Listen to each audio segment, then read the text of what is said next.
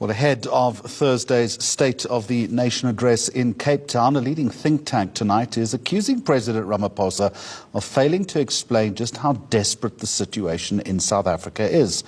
The Centre for Development and Enterprise says Eskom is on its knees, municipalities are failing, unemployment, as we report tonight, is certainly deepening, and it's not just within the President's power or purview to make the changes needed. It's his duty, says the organisation. So, what's he going to do come Thursday's State of the Nation address? The Centre's Executive Director, Anne Bernstein, a well-known South African commentator, joins us. Anne, good evening to you. You say that tinkering at the margins is not helping anybody. What exactly have we been doing in that respect? How are we tinkering? Well, take the unemployment issue. Last week we released a major report, 10 million and rising, and the figures are worse than what you were indicating earlier for young people, for everybody. This is a national catastrophe. And so what do? We've had summits, presidential summits, job summits, we've got special projects, special initiatives, but nothing's helping because we're avoiding the fundamental reforms that have to take place. We have to get faster growth. That requires serious reform, and we have to fix the labour market so that we become a more job-rich, labour-intensive economy.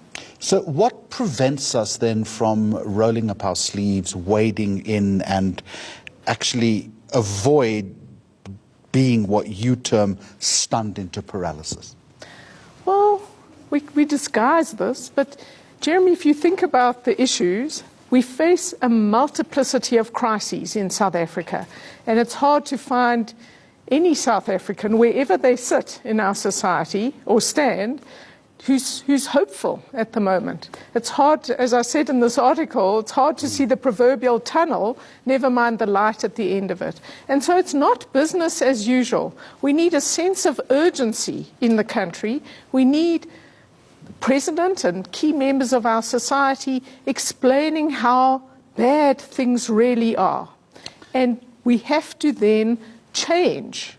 So I'm in favour of serious reform, and we know this is difficult. Of course we do. We know there's a lot of politics involved, but you have to weigh up the costs of staying where we are, the status quo and tinkering, or the costs of acting. And we're convinced you have to act. You raise that important balance between political survival on the one hand, given the fractious nature of politics in the ANC, and actually the courage to act. And he doesn't seem to have found that balance optimally, does he?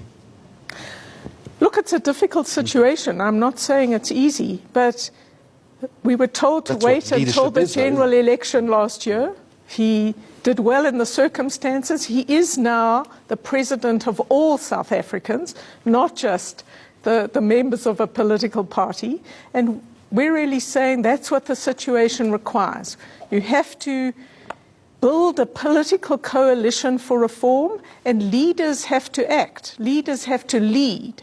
And the kind of consensus seeking all the time, the compromises are not getting us anywhere.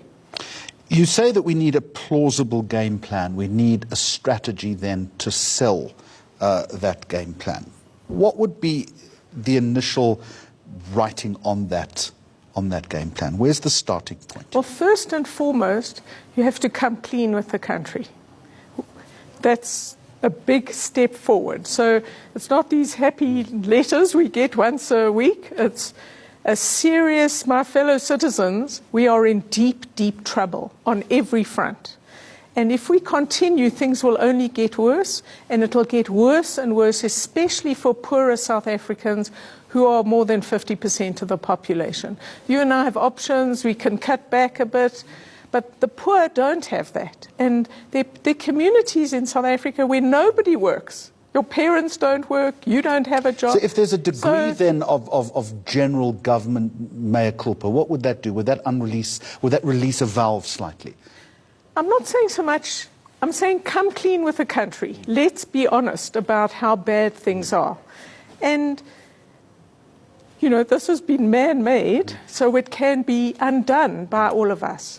And so I think you've got to talk about this. You know, you can't keep pretending we can keep an airline alive. That's failed. The president started well. He said, I want evidence-based policy making. Well, where is the case, the evidence-based case for SAA? So it's a different mindset in the country, a different frame which has to be led by the president, but he can call on others to help him, so that everybody in the country is talking about how do we get out of this situation. And more of the same, the last 2 years or beyond, is not going to help us. And we have to make some key choices. Key choices, but with key choices also come risk. Yes. But leadership, I suppose, is about risk. The flip side to that is he might argue and say, well, listen, I have taken some risks anyway. Are you saying he hasn't taken enough? No, I'm saying that he has taken some risk, particularly when it comes to state capture. That's what you and I would have said in the first sort of phase, and I still think that's true.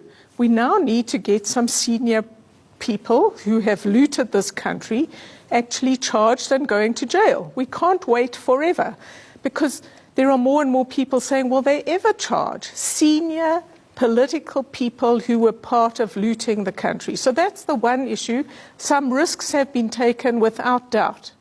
It's on the economic front and the jobs front that we would argue we're not seeing enough fundamental change, which would require risk, but without that, we face the risks of unemployment getting worse and worse, and the Reserve Bank saying they're sort of reducing the rate of growth for this year, next year, and the next year. It's just getting worse. And that's the spectre that fills the vacuum of indecisiveness, is what you're saying.